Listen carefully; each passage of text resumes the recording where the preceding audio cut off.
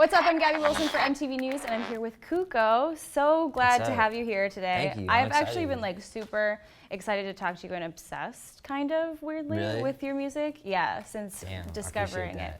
So I'm really glad to have you like here in this chair. 2018 is looking to be a pretty big year for you. A bunch of new music, festivals, and probably still selling out shows that you headline. How did you get started in music?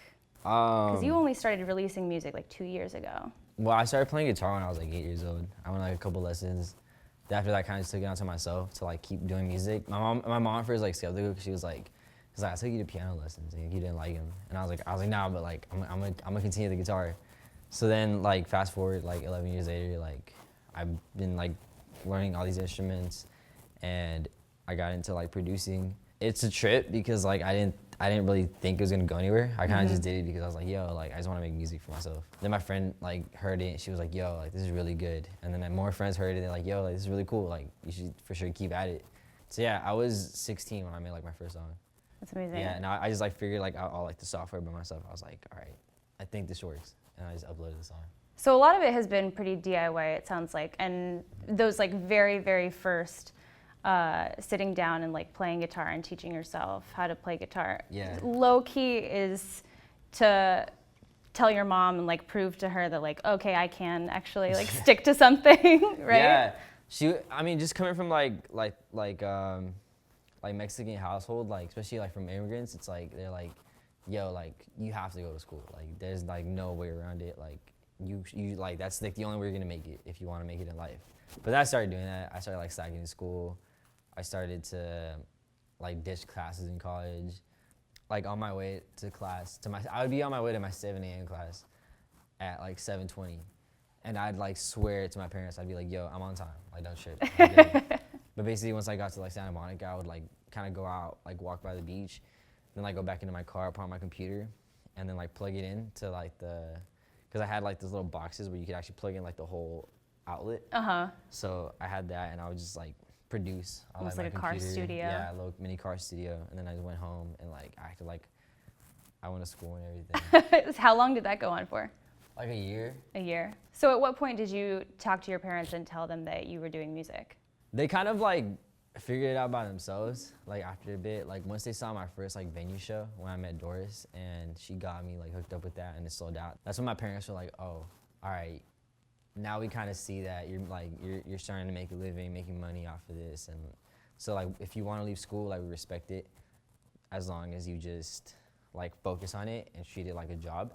Right. Seeing something like that, especially for like an immigrant parent, is such a sigh of relief. Like, oh, okay, there's some sort of like security-ish in this. He like really believes in it, and he's really gonna do it and do it to the fullest. Yeah, and then like once I started like helping them out, like because my mom started getting like sick, and she's not working right now, but like it's cool because like now I can help her out with like bills and anything she needs. Like I'm just here for that, like being able to just like hook it up with whatever they need. I'm just like, yo, like here, like if you need money, just let me know, you know. I'm very curious because your sound is very unique and eclectic. What did you listen to growing up?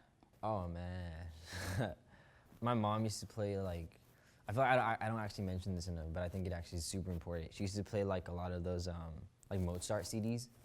So I grew up originally like with classical music, and my dad played a lot of opera music. Like Untitled Chapter was like one of the artists I grew up listening to. I don't know like the songs by names, but like I've literally heard them all because like my dad just played them all the time.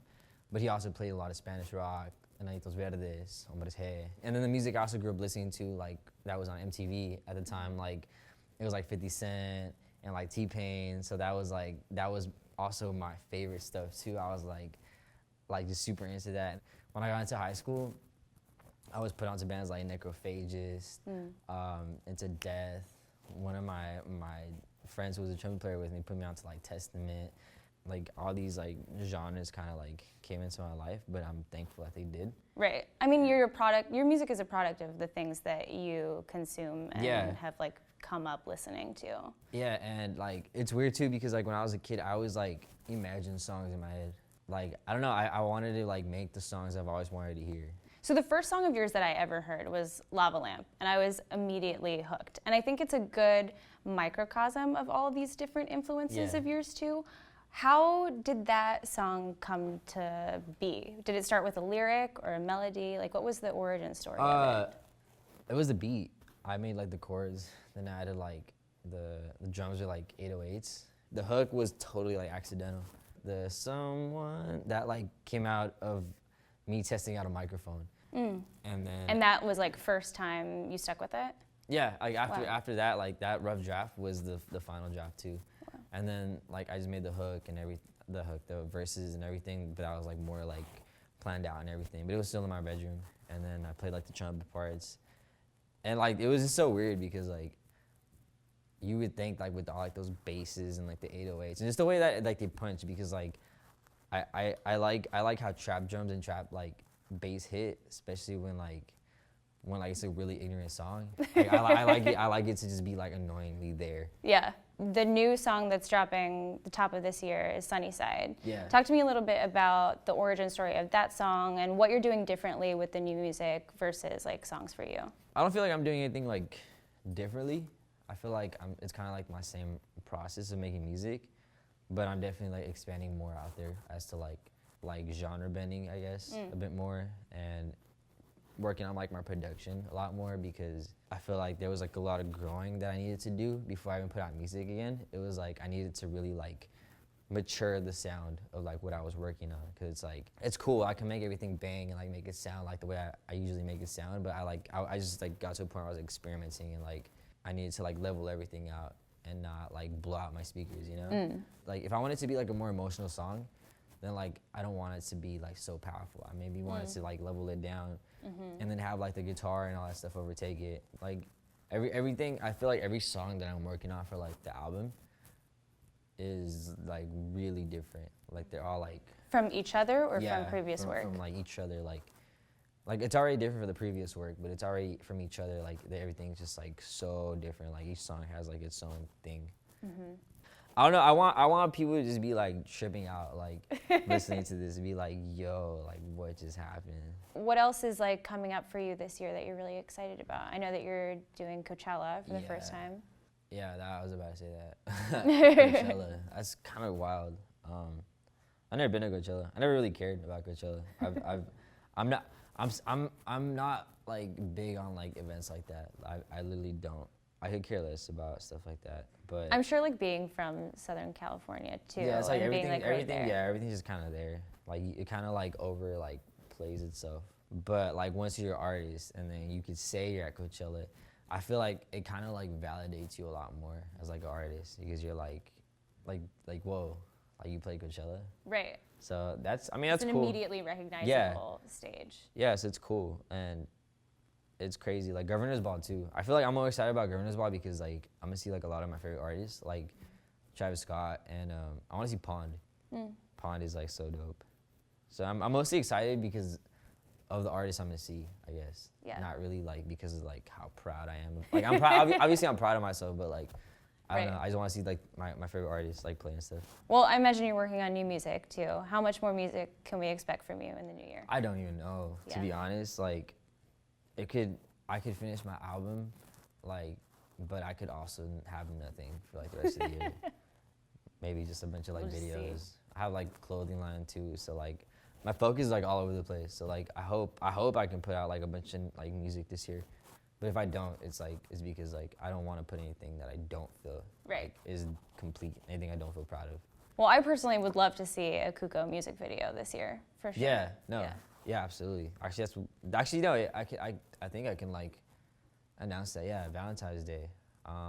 The Sunnyside video is gonna come out. Oh, nice. Yeah, that single is like, I guess we're pushing it, but that's the first music video like officially that I did. So what's the creative concept for the music video? Just weird stuff, like, I honestly just want to make it like weird, but it's also like a dreamy video. We work with this director, Ambar. They had rented equipment, but since the next day, Monday, they had to return it, but it was a holiday, so they had like that day to just use a bunch of like equipment for an extra day. So they were like, yo, we should film it this day, have this equipment. So she came in with like a bunch of like this like backboard and everything, and we had a green screen as well, like a really big one. It's like a big wall, just it's just a green screen, and then like they covered this like green cloth, so that it's gonna look like our heads are hanging. It's gonna be like an interesting video. Yeah, I don't even know how it's gonna come out. You don't? Yeah, you haven't seen it yet? No, I haven't. Oh, amazing. Cool. Well, I can't wait to see it. Yeah, me neither. Well, thank you so much for coming through and for talking. It's kind of crazy, MTV.